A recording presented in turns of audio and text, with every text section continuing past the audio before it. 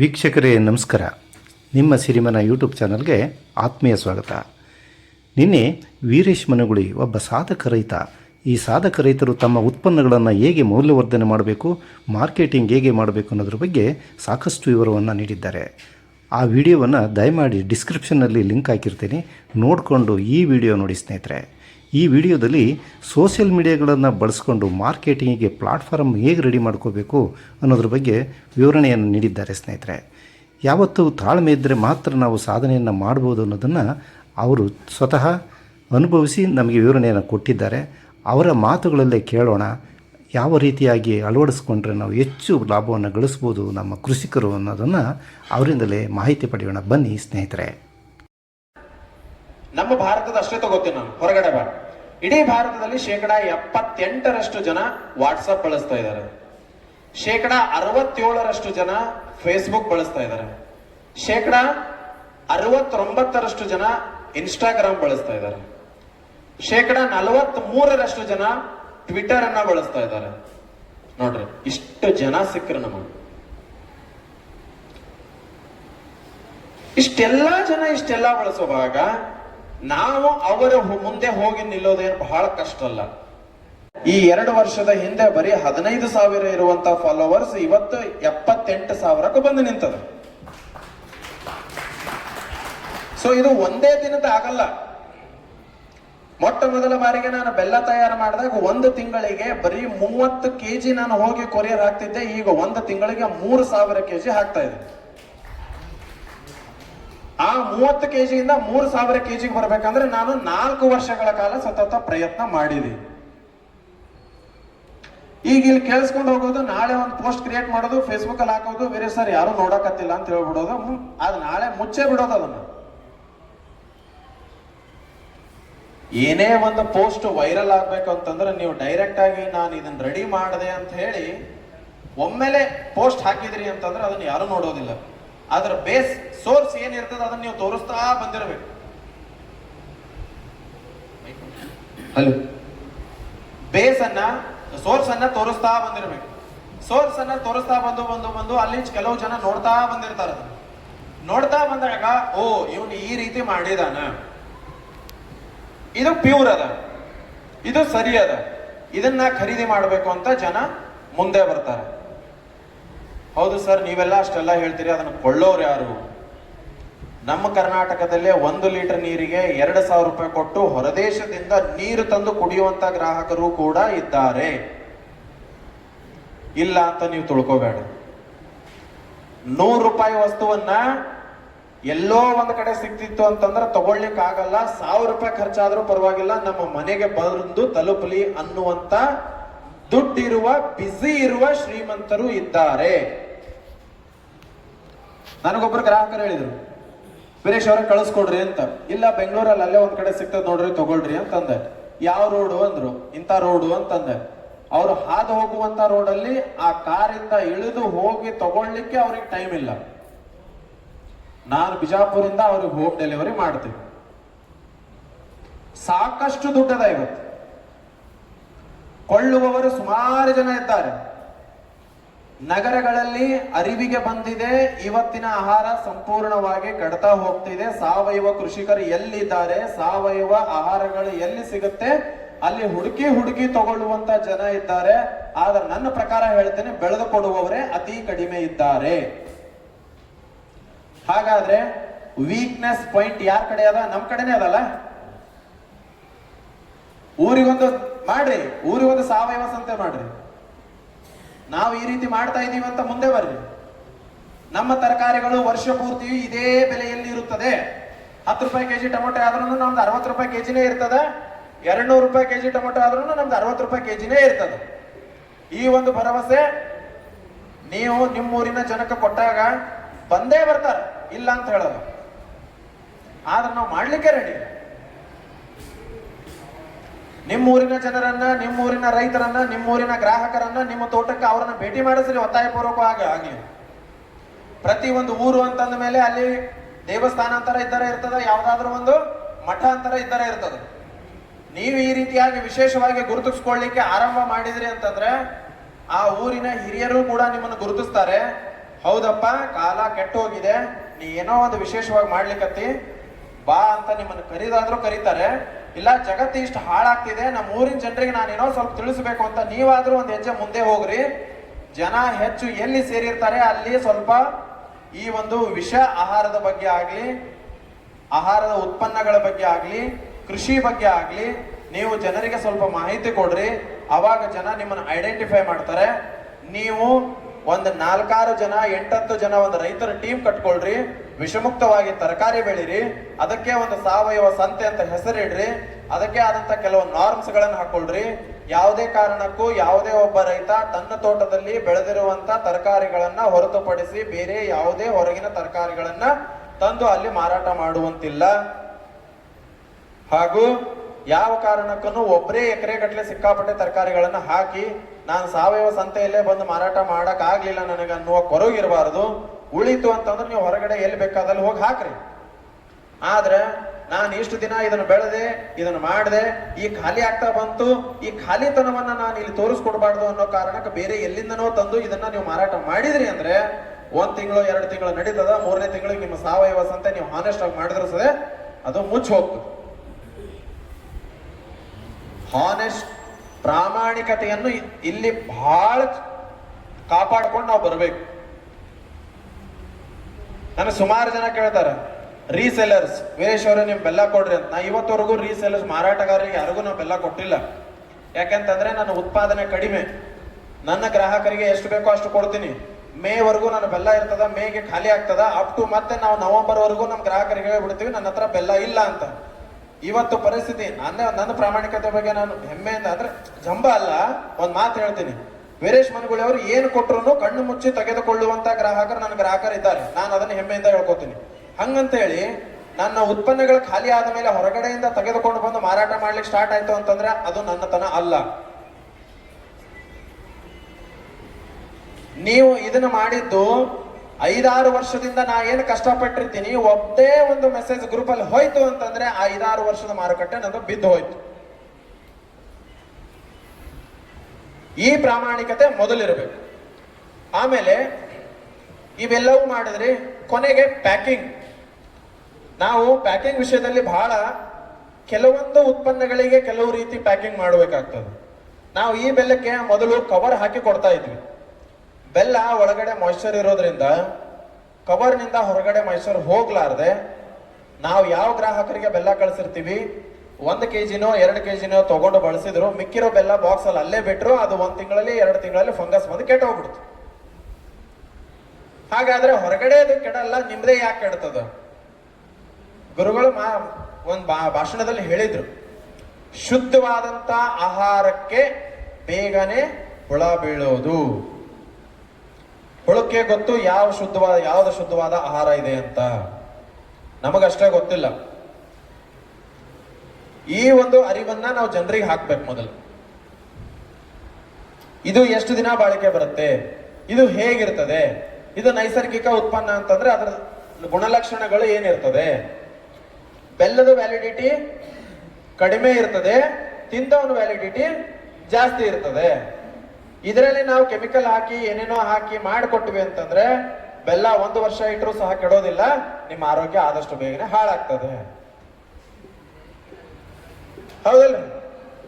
ಇಲ್ಲಿ ಬೆಲ್ಲದ ವ್ಯಾಲಿಡಿಟಿ ನಮ್ಗೆ ಬೇಕೋ ಏನು ನಮ್ಮ ವ್ಯಾಲಿಡಿಟಿ ಇಂಪಾರ್ಟೆಂಟ್? ಹಾ. ಸೊ ಆ ಕಾರಣಕ್ಕೆ ಈ ರೀತಿಯಾದಂತ ನೀವು ಮನವರಿಕೆಯನ್ನ ಜನರಿಗೆ ಮಾಡಿದಾಗ ಮಾತ್ರ ಜನ ಖಂಡಿತವಾಗಿಯೂ ಮುಂದೆ ಬರ್ತಾರೆ. ನೀವು ಇದೆಲ್ಲವನ್ನು ಎಲ್ಲೋ ಸಿಟಿಗೆ ಹೋಗಿ ಎಲ್ಲೋ ಭಾಷಣ ಮಾಡ್ಬೇಕಂತ ಏನಿಲ್ಲ. ನೀವು ಸೋಷಿಯಲ್ ಮೀಡಿಯಾದಲ್ಲೇ ರೀಲ್ಸ್ ಮಾಡ್ತಾ ಹಾಕ್ತಾ ಹೋಗ್ರಿ.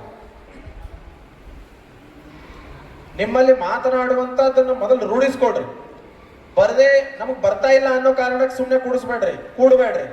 ಶುರು ಮಾಡ್ರಿ. ನಿಮ್ಗೆ ಏನ್ ತಿಳಿತದ, ನೀವ್ ಏನ್ ಮಾಡ್ತೀರಿ ತೋಟದಲ್ಲಿ, ನೀವ್ ಹೆಂಗ್ ನೀರ್ ಹಾಯಿಸ್ತೀರಿ, ನೀವ್ ಏನ್ ಬೆಳೆ ಮಾಡ್ತೀರಿ, ಯಾವ್ಯಾವ ಪ್ರಕಾರದ ಬೆಳೆ ಹಾಕಿರಿ, ಅದ್ರ ನಿರ್ವಹಣೆ ಹೆಂಗ್ ಮಾಡ್ತಾ ಇದ್ರಿ, ಅದಕ್ಕೆ ಕೀಟನಾಶಕ ಹೆಂಗ್, ನೀವು ಕೀಟವನ್ನ ಹೇಗೆ ನಿರ್ವಹಣೆ ಮಾಡ್ತೀರಿ, ಕಳೆಯನ್ನ ಹೆಂಗ್ ನಿರ್ವಹಣೆ ಮಾಡ್ತೀರಿ, ನಿಮ್ಮ ಉತ್ಪನ್ನ ಕೊನೆಗೆ ಹೋಗಿ ಇಷ್ಟು ಬೆಲೆ ಹೆಚ್ಚಾಗ್ಬೇಕು ಅಂತಂದ್ರೆ ನಾವು ಇಷ್ಟೆಲ್ಲ ಹೆಚ್ಚುವರಿ ಖರ್ಚು ಏನ್ ಮಾಡಿದೀವಿ, ಇದೆಲ್ಲವನ್ನು ಟ್ರಾನ್ಸ್ಪ್ಲಾಂಟ್ ಆಗಿ ನೀವು ಗ್ರಾಹಕರಿಗೆ ತೆರೆದಿಟ್ಟಾಗ ಮಾತ್ರ ಅವ್ರು ನಿಮಗೆ ಹೆಚ್ಚಿನ ದುಡ್ಡನ್ನ ಕೊಡ್ತಾರೆ ಹೊರತು ಸುಮ್ನೆ ನಾನು ಸಾವಯವ ಮಾಡಿದೀನಿ ಅನ್ನೋ ಕಾರಣಕ್ಕೆ ನೀವೇನಾದ್ರೂ ಬಂದ್ ಮಾಡಿದ್ರೆ ಯಾರೋ ಕೊಡೋದಿಲ್ಲ.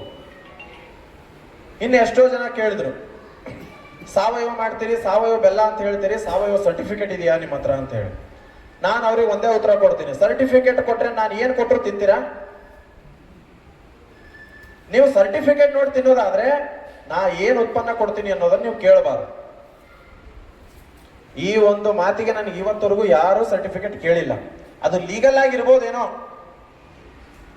ಆದ್ರೆ ನಾವು ಲೀಗಲ್ ಆಗಿ ದೊಡ್ಡ ದೊಡ್ಡ ಮಾರ್ಕೆಟ್ಗಳಿಗೆ ಅಥವಾ ಟ್ರೇಡರ್ ತರ ನಾವು ಮಾರಾಟ ಮಾಡ್ತಾ ಇಲ್ಲ. ನನ್ನ ಉತ್ಪನ್ನವನ್ನ ನಾನು ವ್ಯಾಲ್ಯೂ ಎಡಿಷನ್ ಮಾಡಿ ನೇರವಾಗಿ ಸಣ್ಣ ಪ್ರಮಾಣದಲ್ಲಿ ನಾನು ನೇರವಾಗಿ ಗ್ರಾಹಕರಿಗೆ ಕೊಡ್ತಾ ಇದ್ದೀನಿ ಅಂತಂದ್ರೆ ಅದಕ್ಕೆಲ್ಲ ದೊಡ್ಡದಾಗಿ ಏನ್ ಬೇಕಾಗಿಲ್ಲ, ಮಾಡ್ಬೋದಲ್ರಿ ಇಷ್ಟು. ಆಮೇಲೆ ನೀವು ಹಾಕುವಂತ ಪೋಸ್ಟ್ ವೈರಲ್ ಆಗ್ಬೇಕು ಅಂತಂದ್ರೆ ಕೆಲವು ಟ್ರಿಕ್ಸ್ ಅದಾವ. ಫೇಸ್ಬುಕ್ ಅಲ್ಲಾಗ್ಲಿ ಅಥವಾ ಇನ್ಸ್ಟಾದಲ್ಲಾಗ್ಲಿ ಟ್ವಿಟರ್ ಅಲ್ಲಾಗ್ಲಿ ಯಾವುದೇ ಒಂದು ಸೋಷಿಯಲ್ ಮೀಡಿಯಾದಲ್ಲಿ ಹ್ಯಾಶ್ ಟ್ಯಾಗ್ಗಳನ್ನ ಬಳಸಿ ಟ್ರೆಂಡಿಂಗ್ ಮ್ಯಾಟರ್ ಏನಿರ್ತದ ಅದನ್ನ ಬರೆದು ಬಿಟ್ಟು ನೀವು ಹಾಕ್ರಿ, ಜಾಸ್ತಿ ವೈರಲ್ ಆಗ್ತದೆ. ಇದನ್ನು ಹೊರತುಪಡಿಸಿ ಬೂಸ್ಟ್ ಅಂತ ಒಂದು ಆಪ್ಷನ್ ಬರ್ತದೆ ಫೇಸ್ಬುಕ್ ಅಲ್ಲಾಗ್ಲಿ ಅಥವಾ ಇದ್ರಲ್ಲಾಗ್ಲಿ. ಬೂಸ್ಟ್ ಅಂದ್ರೆ ಏನು? ನೀವೇನೋ ಒಂದು ಪೋಸ್ಟರ್ ರೆಡಿ ಮಾಡಿರ್ತೀರಿ, ನಿಮ್ಮ ಒಂದು ಉತ್ಪನ್ನದ ಪೋಸ್ಟರ್ ರೆಡಿ ಮಾಡಿರ್ತೀರಿ. ಆ ಪೋಸ್ಟರ್ ಅನ್ನ ನೀವು ಫೇಸ್ಬುಕ್ಗೆ ಅಥವಾ ಇನ್ಸ್ಟಾಗ್ರಾಮಿಗೆ ಯಾವುದಕ್ಕೋ ಒಂದಕ್ಕೆ ಹಾಕ್ತೀರಿ. ಹಾಕಿದ ಮೇಲೆ ಜಾಸ್ತಿ ಜನ ನೋಡ್ಲಿಕ್ಕೆ ಆಗಲ್ಲ. ಅವಾಗ ಏನ್ ಮಾಡೋದು, ಬೂಸ್ಟ್ ಆಪ್ಷನ್ ಹೊಡೆದ ಮೇಲೆ ನೀವು ಆ ಫೇಸ್ಬುಕ್ ಅಥವಾ ಇನ್ಸ್ಟಾಗ್ರಾಮ್ ಅನ್ನೋ ಕಂಪನಿಗೆ ಇಂತಿಷ್ಟು ಹಣ ಪಾವತಿ ಮಾಡಬೇಕು. ಹಣ ಪಾವತಿ ಮಾಡಿದ ಮೇಲೆ ಅಲ್ಲಿ ಕೇಳ್ತದೆ, ನೀವು ದಿನಕ್ಕೆ ಎಷ್ಟು ಹಣವನ್ನ ಪಾವತಿ ಮಾಡ್ಬೇಕು ಅನ್ಕೊಂಡಿರಿ, ಎಷ್ಟು ದಿನಗಳವರೆಗೆ ಮಾಡ್ಬೇಕು ಅನ್ಕೊಂಡಿರಿ. ಓಕೆ, ನಾನು ಒಂದು ದಿನಕ್ಕೆ 100 ರೂಪಾಯಿ ಪಾವತಿ ಮಾಡುತ್ತೇನೆ. 100 ರೂಪಾಯಿ ಪಾವತಿ ಮಾಡಿದಾಗ ಫೇಸ್ಬುಕ್ ಕಂಪ್ನಿಯವರು ಏನ್ ಮಾಡ್ತಾರೆ, ಒಂದು ದಿನಕ್ಕೆ 5,000 ರಿಂದ 6,000 ಜನರ ಮೊಬೈಲ್ ಸ್ಕ್ರೀನ್ ಮೇಲೆ ಅದನ್ನ ಬರೋ ರೀತಿ ಮಾಡ್ತಾರೆ. ಇದನ್ನ ಬೂಸ್ಟ್ ಮಾಡೋದು ಅಂತೀವಿ. ನೀವು ಆ ರೀತಿ ಬೂಸ್ಟ್ ಮಾಡಿದಾಗ ಅದೇನಾಗುತ್ತೆ, ನಿಮ್ಮ ಪೋಸ್ಟ್ ವಿಪರೀತ ವೈರಲ್ ಆಗ್ತಾ ಹೋಗುತ್ತೆ. ಈಗ ನೋಡ್ರಿ, ಕೆಲವು ಕಂಪನಿಗಳ ಆಡ್ ಬರ್ತಾವ. ಸಾಮಾನ್ಯವಾಗಿ ನಾವೆಲ್ಲ ಆಡ್ ಹಾಕಿದಾಗ ಮೇಲೆ ನಮ್ಮ ಹೆಸರು ಇರುತ್ತೆ, ಅದರ ಕೆಳಗಡೆ ಡೇಟು ಟೈಮ್ ಇರುತ್ತೆ. ಅಂದ್ರೆ ಯಾವ ಡೇಟಿಗೆ ಯಾವ ಟೈಮಿಗೆ ನಾವು ಅಪ್ಲೋಡ್ ಮಾಡಿದೀವಿ ಅಂತ. ಬಟ್ ಇಲ್ಲಿ ಕೆಲವು ಬಿಸ್ನೆಸ್ ಮ್ಯಾನ್ಗಳು ಕೆಲವು ತಮ್ಮ ಉತ್ಪನ್ನಗಳನ್ನ ತಾವು ಪೋಸ್ಟ್ ಮಾಡಿದಾಗ ಅವರ ಆ ಕಂಪನಿಯ ಕೆಳಗಡೆ ಸ್ಪಾನ್ಸರ್ಡ್ ಅಂತ ಬರುತ್ತೆ. ಅವ್ರು ಯಾವಾಗ ಅಪ್ಲೋಡ್ ಮಾಡಿದಾರೆ ಅನ್ನೋದು ನಿಮ್ಗೆ ಒಂದು ತಿಂಗಳು ಬಿಟ್ಟು ನೋಡಿದ್ರು ಗೊತ್ತಾಗಲ್ಲ.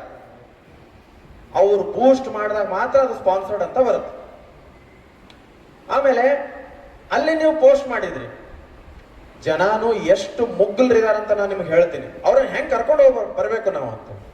ಫೇಸ್ಬುಕ್ ಅಲ್ಲಿ ಇನ್ಸ್ಟಾಗ್ರಾಮ್ ಅಲ್ಲಿ ಮಾಡಿದ್ರಿ, ಮಾಡಿದ ಮೇಲೆ ನೋಡ್ತಾರೆ.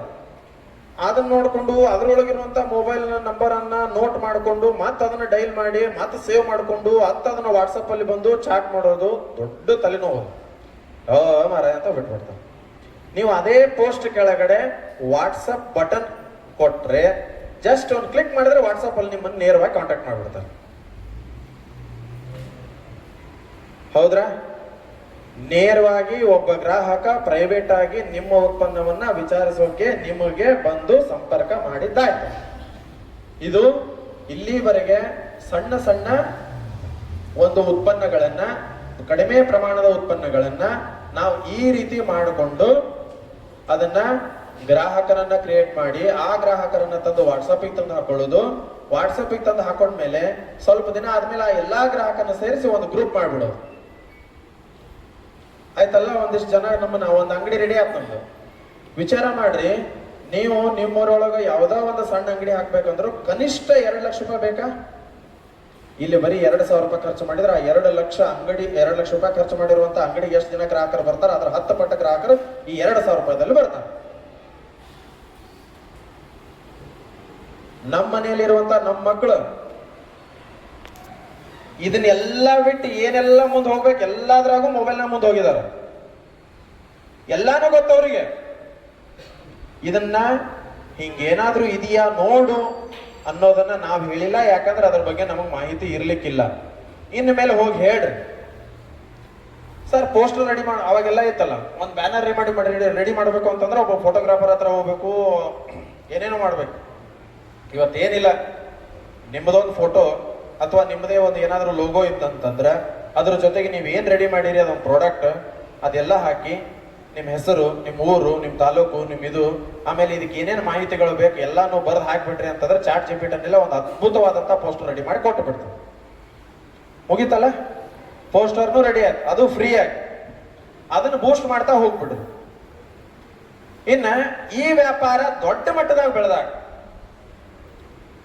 ವಾಟ್ಸಪ್ ನಲ್ಲಿ ಕೆಲವು ನೋಡ್ರಿ, ಇಂಡಿಯಾ ಮಾರ್ಟ್ ಆಗಿರ್ಬೋದು, ಅಥವಾ ನೀವು ಯಾವ್ದಾರ ಒಂದು ಅಂಗಡಿನಲ್ಲಿ service center service vehicle service ಮಾಡಿಸ್ಕೊಂಡ್ ಬಂದಿರ್ತೀರಿ, ಅಥವಾ ಯಾವುದೋ ಒಂದು ಒಳ್ಳೆ ಶೋರೂಮ್ ಅಲ್ಲಿ ಒಂದು ಮೊಬೈಲ್ ಖರೀದಿ ಮಾಡಿರ್ತೀರಿ, ಅಥವಾ ಇನ್ಯಾವುದೋ ಏನೋ ಒಂದು ಅಪೋಲೋ ಫಾರ್ಮಸಿನಲ್ಲಿ ಹೋಗಿ ಒಂದು ಟ್ಯಾಬ್ಲೆಟ್ ತಗೊಂಡಿರ್ತೀರಿ. ನೀವು ಟ್ಯಾಬ್ಲೆಟ್ ತಗೊಂಡು ಬಿಲ್ ಮಾಡಿದ ತಕ್ಷಣನೇ thank you for contacting visiting Apollo pharmacy ಅಂತ ಆಟೋಮೆಟಿಕ್ ಆಗಿ ನಿಮಗೆ ಮೆಸೇಜ್ ಬಂದ್ಬಿಡ್ತು. ಅಲ್ಲೇನು ಯಾರು ಮಾಡ್ತಾ ಕೂತಿರಲ್ಲ ನಿಮಗೆ. ಆಮೇಲೆ ನೀವು ಮುಂದೆ ಯಾವಾಗ ಬರಬೇಕೆಂದು ಬಯಸಿದ್ದೀರಿ, ಕೆಳಗೆ ಅವರೇ ಆಪ್ಷನ್ ಕೊಟ್ಟಿರ್ತಾರೆ.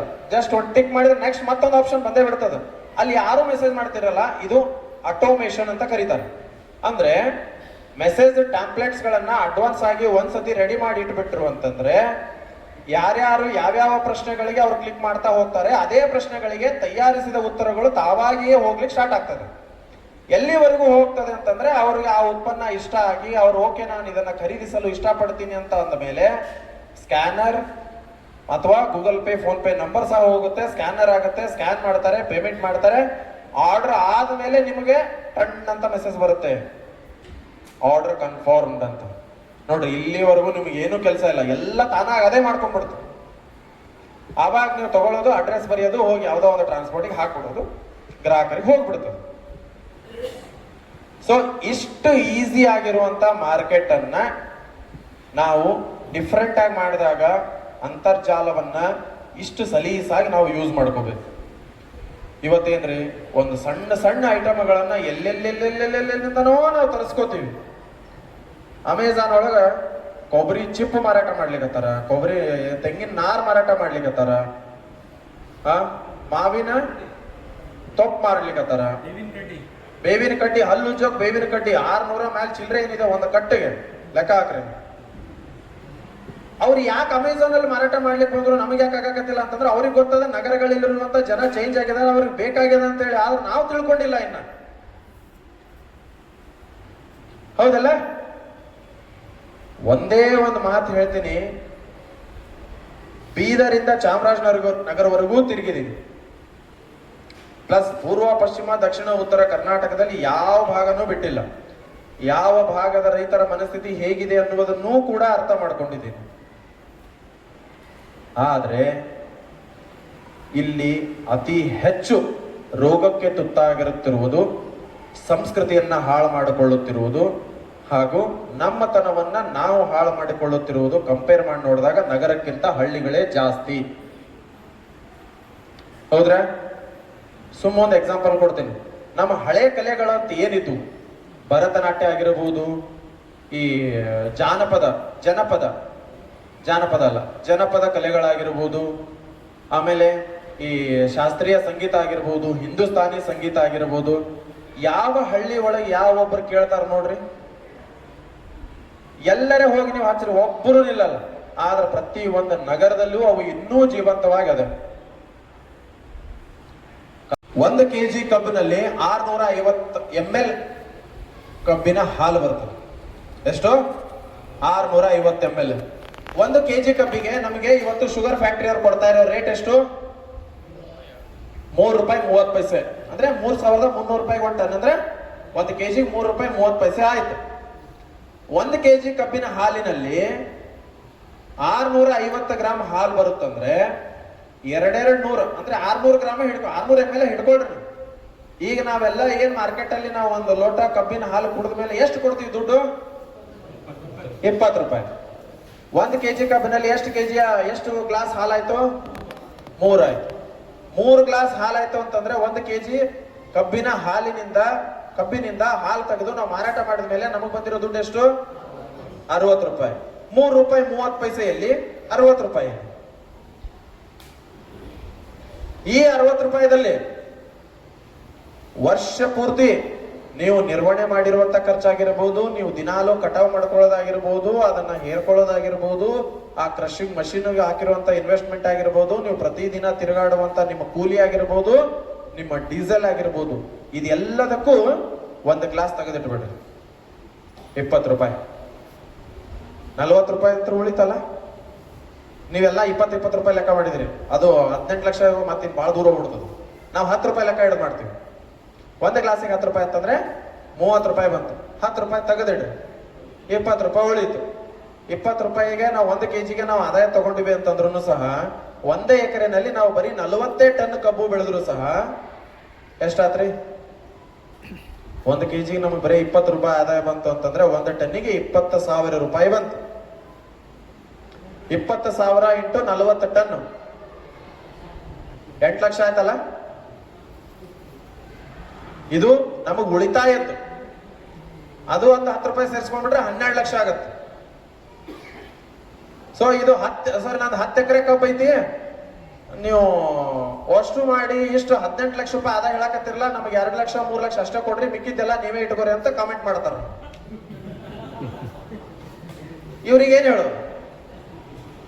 ನಿಮಗೆ 10 ಎಕರೆ ಮಾಡ್ರಿ ಅಂತ ಹೇಳಲ್ಲ, ಅರ್ಧ ಎಕರೆ ಮಾಡ್ರಿ, ನಿಮಗೆ ದಿನಾಲು ಒಂದು ದುಡಿಮೆ ಇರ್ತದೆ. ಕಬ್ಬು ಹಚ್ಚೋದು, ಎಲ್ಲೋ ತಿರುಗೋದು. ಅದ್ರ ಬದಲಿಗೆ ಈ ರೀತಿಯಾದಂತ ಒಂದು ಮಾರ್ಕೆಟ್ ಅನ್ನ ಕ್ರಿಯೇಟ್ ಮಾಡ್ಕೊಳ್ಳಿ. ಆ ಕಬ್ಬಿನ ಹಾಲಿನ ಗಾಡಿ ಏನ್ರಿ, ಅವು ಸಿಕ್ಕಾಪಟ್ಟಿ ಆಗಿದ್ದಾವ, ನಾವ್ ಹೆಂಗ್ ಹೋಗಿ ಮಾರಾಟ ಮಾಡೋಣ? ಹಾಕ್ರಿ. ಅಲ್ರಿ, ಬೆಳಿಗ್ಗೆ ಮುಂಜಾನೆದ್ದು ವಿಷವನ್ನ ಉಣಿಸ್ಲಿಕ್ಕೆ ಬರ್ರಿ, ಬಡ ಬಡ ಬರ್ರಿ, ಖಾರಿ ಬ್ರೆಡ್ ನಿಮ್ ಮನಿತನ ಬಂದವ್ರಿ, ಬರ್ತದಿಲ್ರಿ? ಮುಂಜಾನೆದ್ದು ನಿಮ್ಮ ಮಕ್ಕಳಿಗೆ ತಿನ್ನಿಸ್ಬಿಟ್ರೆ 10 ಗಂಟೆ ತನಕ ಅವ್ರ ಮನಿಗೆ ಬರಂಗಿಲ್ಲ, ಆಟ ಆಡ್ಲಿಕ್ಕೆ ಹೊರಗೆ ಹೋಗ್ಬಿಡ್ತಾವ, ನಿಮ್ಗೆ ಕೆಲಸ ಮಾಡ್ಲಿಕ್ಕೆ ಯಾವುದೇ ಕಿರಿಕಿರಿ ಇರಲ್ಲ. ಎಷ್ಟು ಖರೀದಿ ಮಾಡ್ತಾರ್ರಿ ಜನ, ಅವ್ರು ಹೆಂಗೆಲ್ಲ ವ್ಯಾಪಾರ ಮಾಡ್ತಾರ. ವಿಷ ಮಾರಾಟ ಮಾಡೋರೆ ಆ ರೀತಿ ಕೂಗ್ಕೊಂತ ಓಡಾಡುವಾಗ ಸಾವಯವ ಪದ್ಧತಿಯಲ್ಲಿ ಯಾವುದೇ ರೀತಿಯಾದಂತ ರಾಸಾಯನಿಕವನ್ನ ಹಾಕದೆ, ಯಾವುದೇ ರೀತಿಯಾದಂತ ವಿಷವನ್ನ ನಾನು ಭೂಮಿಗೆ ಹಾಕದೆ, ಸಂಪೂರ್ಣ ನೈಸರ್ಗಿಕವಾಗಿ ಸಗಣಿಯನ್ನ ಬಳಸಿ, ಗೋಕೃಪಾಮೃತ, ಜೀವಾಮೃತ ಇವುಗಳ ಎಲ್ಲವನ್ನ ಬೆಳೆಸಿ ಈ ರೀತಿಯಾದಂತ ಕಬ್ಬನ್ನ ಬೆಳೆಸಿ ಆ ಕಬ್ಬಿನ ಹಾಲವನ್ನ ನೇರವಾಗಿ ನಿಮಗೆ ಕುಡಿಸೋಕೆ ನಾನು ಅಲ್ಲಿಂದ ಬಂದಿದ್ದೀನಿ ಅಂತ ನೀವು ಒಂದು ಹಾಕೊಂಡು ಶುರು ಮಾಡಿ, ಆ ಎಲ್ಲಾ ಕಬ್ಬಿನ ಗಾಡಿಗಳು ನಿಲ್ತಾವ, ನಾಳೆಯಿಂದ ನಿಮ್ದೇ ಓಡ್ತವೆ. ಇದನ್ನ ನಾವು ಯಾರು ಮಾಡೋದಿಲ್ಲ. ಅಥವಾ ನಿಮ್ಮ ಒಂದು ವಾಹನಕ್ಕೆ ಏನು ಆಟೋ ಅಥವಾ ರಿಕ್ಷಾ ಅಂತ ಏನಿರ್ತದೆ ಅದರ ಸುತ್ತಲೂ ಎಲ್ಲ ಈ benefits of juice, sugar cane juice, ಸಾವಯವದಲ್ಲಿ ಬೆಳೆದಂತ ಕಬ್ಬಿನಿಂದ ತಯಾರಿಸಿದ ಹಾಲನ್ನ ನಾವು ಸೇವನೆ ಮಾಡುವುದರಿಂದ ನಮಗೆ ಏನೇನೇ ದೇಹದಲ್ಲಿ ಪ್ರಯೋಜನಗಳಿವೆ ಅವೆಲ್ಲವನ್ನ ಸಾರಾಂಶವನ್ನ ಬರೆದು ಹಾಕ್ರಿ, ಹೋಗ್ರಿ. ಯಾಕೆ ತಗೊಳ್ಳೋದಿಲ್ಲ ನೋಡು. ಇದನ್ನ ಯಾರು ನಾವು ಮಾಡ್ಲಿಕ್ಕೆ ರೆಡಿ ಇಲ್ಲ. ನಿಮ್ಮ ಜೊತೆ ಯಾರು ಕೈಗೂಡಿಸಲ್ಲ. ಸರ್, ನಾವು ಸಾವಯವ ಸಂತೆ ಮಾಡ್ಬೇಕು ಅನ್ಕೊಂಡಿದೀವಿ, ಯಾರು ಕೈಗೂಡಿಸಲ್ಲ. ಬೇಡ, ಯಾರು ಕೈಗೂಡಿಸೋದು ಬೇಡ. ನೀವೇ ನಿಮ್ಮ ತೋಟದಲ್ಲಿ, ನಾನು ನಿನ್ನೆ ಹೇಳಿದೆ, ತರಕಾರಿಗಳನ್ನ ವಿಷಮುಕ್ತವಾಗಿ ಕೀಟ ಬಾಧೆಯಿಂದ ಯಾವ ರೀತಿ ಬೆಳಿಬೇಕು, ಒಂದೊಂದೇ ಲೈನ್ಗಳನ್ನ ಯಾವ್ಯಾವ ರೀತಿ ಹಾಕೋಬೇಕು ಅಷ್ಟೇ ಹಾಕೊಳ್ರಿ. ನಿಮ್ದೇ ಒಂದು ಗೂಡ್ಸ್ ವೆಹಿಕಲ್ ಮಾಡ್ಕೊಳ್ರಿ, ಅದಕ್ಕೆ ಒಂದು ಸಣ್ಣ ಸ್ಪೀಕರ್ ಹಾಕ್ರಿ, ಸಂಪೂರ್ಣವಾಗಿ ಮಾಹಿತಿ ಇಡ್ರಿ. ನಗರಕ್ಕೆ ನೀವೇ ಹೋಗ್ರಿ, ವರ್ಷ ಪೂರ್ತಿ ನೀವು ಯಾವಾಗೇ ತರಕಾರಿ ಬಂದಾಗ ಆ ನಗರದಲ್ಲಿ ಆ ಗ್ರಾಹಕರಿಗೆ ನೀವು ಒಂದೇ ರೇಟಲ್ಲಿ ಕೊಡ್ತಾ ಹೋಗ್ರಿ. ನಿಮ್ಮ ವಾಹನಕ್ಕೋಸ್ಕರನೇ ಕಾಯ್ತಾ ಇರ್ತಾರೆ, ಇದು ನಿಶ್ಚಿತ. ನೀವು ಮಾಡ್ಬೇಕಷ್ಟೇ. ಇಲ್ಲಿ ಏನ್ ನಾ ಹೇಳಿದೀನಿ, ಇದರಲ್ಲಿ ಯಾವ್ದಾರ ಅಸಾಧ್ಯ ಅಂತ ಅಥವಾ ನಿಮ್ಮಲ್ಲಿ ಏನಾದ್ರೂ ಕನ್ಫ್ಯೂಷನ್ ಇದ್ರೆ ಕೇಳಿ, ಅದಕ್ಕೆ ನಾವು ಉತ್ತರ ಕೊಡ್ತೀವಿ. ಇಲ್ಲ, ಏನೂ ಅಸಾಧ್ಯನೂ ಇಲ್ಲ, ಪ್ರಶ್ನೆನೂ ಇಲ್ಲ, ಆದ್ರೂ ಹೋದ್ಮೇಲೆ ನಾ ಮಾಡೋದಿಲ್ಲ ಅಂತಂದ್ರೆ